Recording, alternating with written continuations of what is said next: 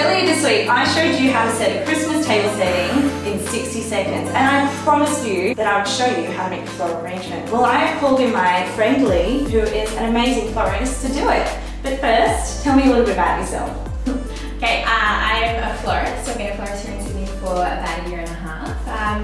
I love flowers, and so yeah, it's my passion. Fantastic. Well, let's get into it. So this is what we're going to do today. We're going to make a beautiful arrangement for a table, a humble Christmas lunch.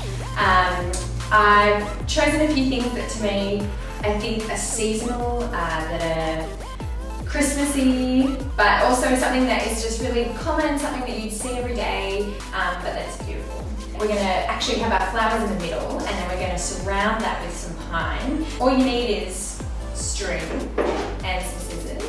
I've got some beautiful dahlias here. These are perfectly in season at the moment. I've got some raspberries, so I thought it'd be fun to introduce a little bit of kind of a fruit. I've also got some carnations here, and I chose ones that were of a variegated colour because you've got a bit of red that's kind of Christmas, but it's actually like a pinky peach, so it's not quite your typical Christmas. In terms of what I'm going to use for my vessel, I thought that I'd use some jars because everyone has these lying around at home. Because our space is actually quite small, I thought a few taller jars and a few shorter ones would be great because then you've kind of got a variation in height and that creates a little bit of interest for your table. So I thought I'd start with my berries. Because to me kind of berries grow on the ground, I actually want to use them lower in the arrangement. I mean, with all flowers, it's basically you just want to make sure that they're in water.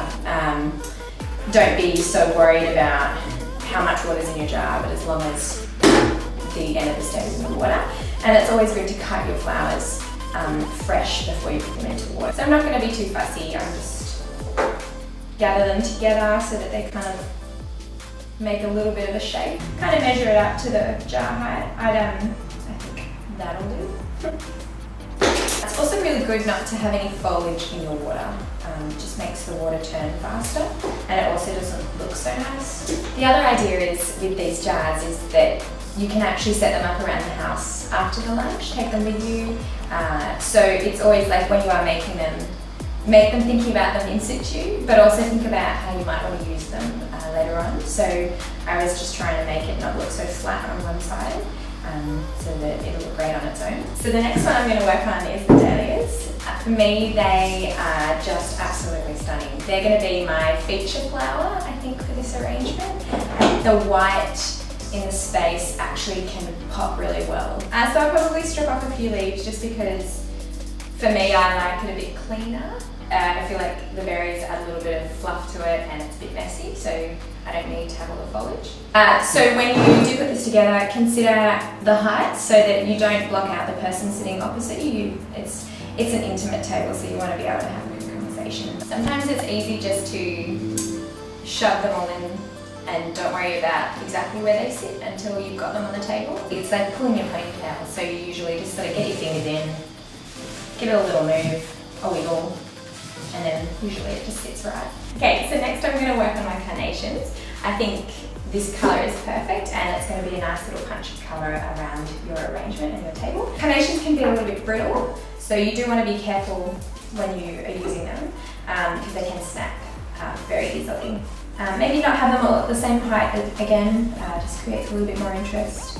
The lovely thing about this colour choice is it's got its own sort of visual texture to it. So sometimes texture doesn't have to just be something that you touch and you feel, it can be texture to your eyes. Okay, on to our lucky last thing. This is a pine, a type of pine. There's lots and lots and lots of different pine at this time of year. Lots and lots and lots of little pieces, so you actually end up with beautiful branches. So I'm just going to cut a bunch of string.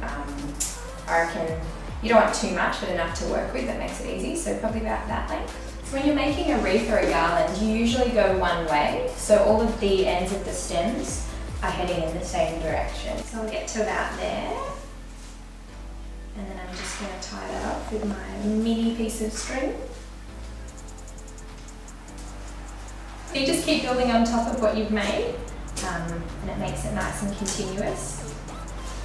Try to keep the same sort of width to your garland.